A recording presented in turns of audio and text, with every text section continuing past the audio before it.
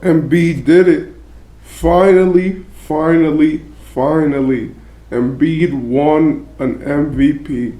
Now, there was no bias. I did want him to win, but I don't.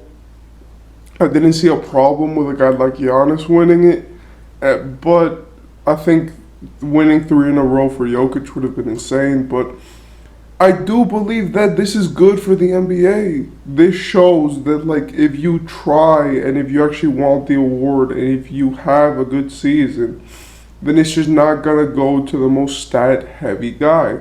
And I believe that you could see that through the votes. Embiid had 73, I'm pretty sure, of the first place votes, and then they were split pretty evenly between Jokic and Embiid.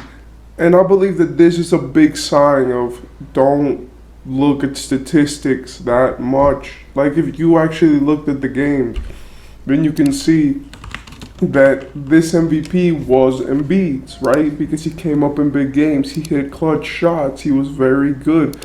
And his team had more wins than the Nuggets. Yes, he finished in the third seed, but I believe that that's a testament to you can win a major award and you don't have to be the most stat heavy guy, PER and stuff like that. Because really, this feels like the James Harden MVP. I know that's kind of ironic because they're on the same team, but when James Harden won it in 2018, it was like after Russ had led the team to the sixth seed, and after oh my God, Giannis had the most efficient season in 2019, and I feel like Harden in those seasons was just like being the engine of his team. And after he left, they were forced to rebuild because of how impactful he was to that team.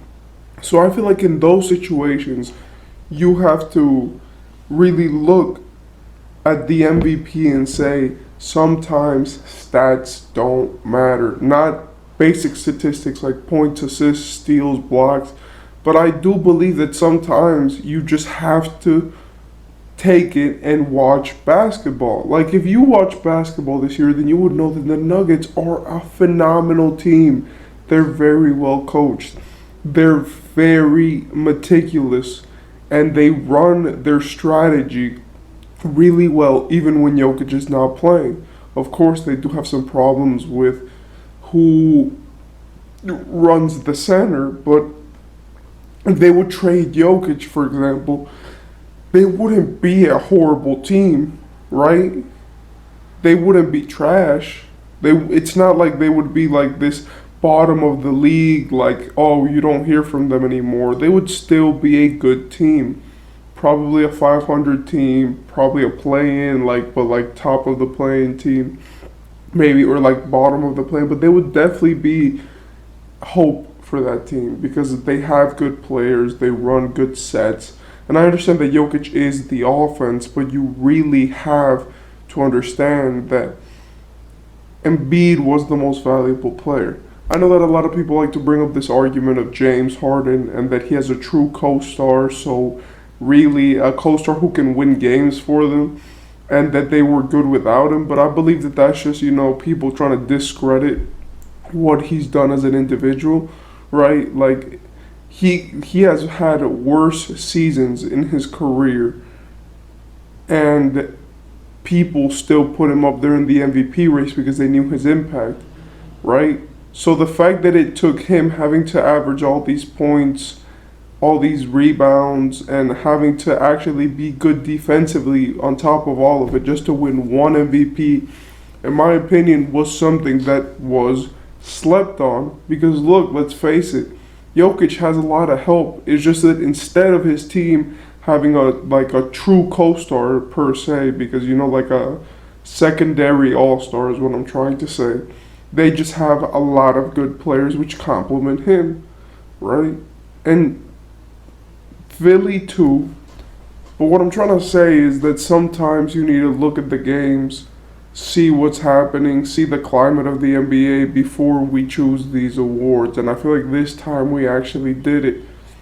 Yes, Jokic averaged near triple double for a center, and that's incredible.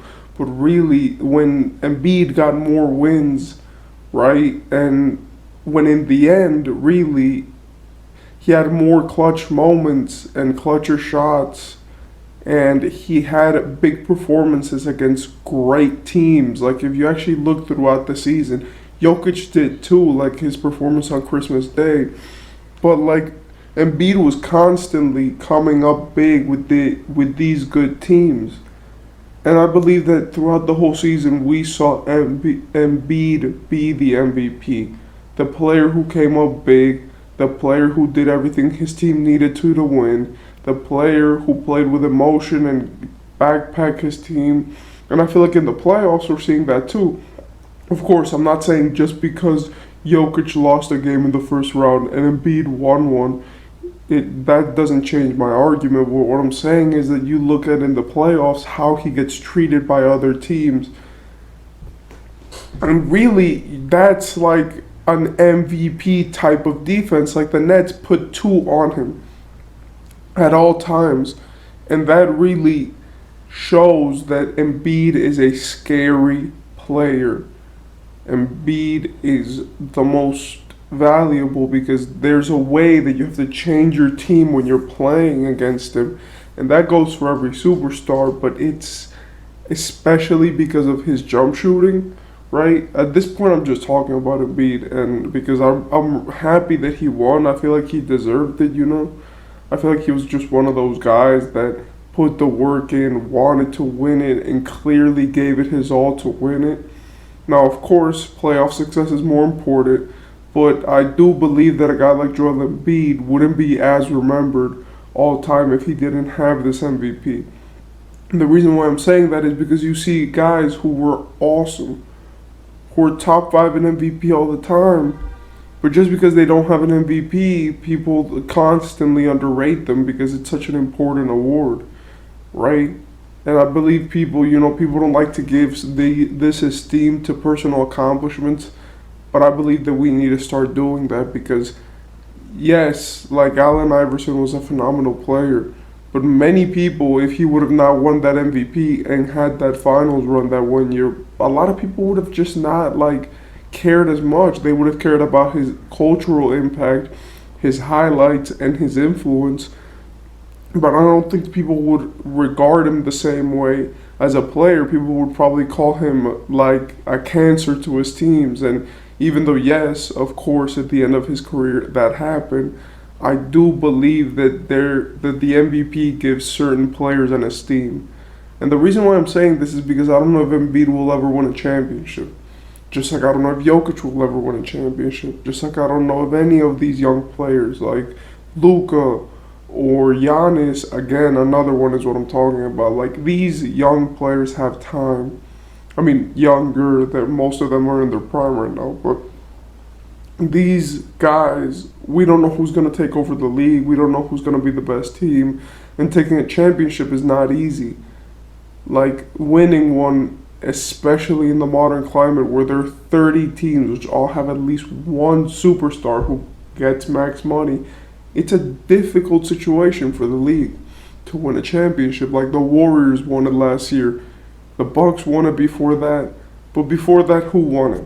It was LeBron James, a four-time champion, three-time before 2020. It was Kawhi Leonard, a guy who had been in the Spurs system and who had won already a championship and a Finals MVP. Then it was the Warriors, LeBron, Spurs, LeBron, and then the one outlier was that Mavericks 2011 team where they were really just a bunch of underdogs who did it the right way. But before that, it was Kobe, right? And there were guys, and we've seen that through history, experience wins. And of course, there's going to be new players all the time who are good and who have that gene and who are going to win championships. But I do believe that giving this MVP to Embiid gives a merit to his career. He deserved it. He played like the MVP. He had performances like the MVP. And I believe that even if he doesn't win a championship, now there's a clear star in his resume, which he will be remembered for, and which will definitely carry out through his entire career. I believe that he deserved this. Congratulations to Embiid.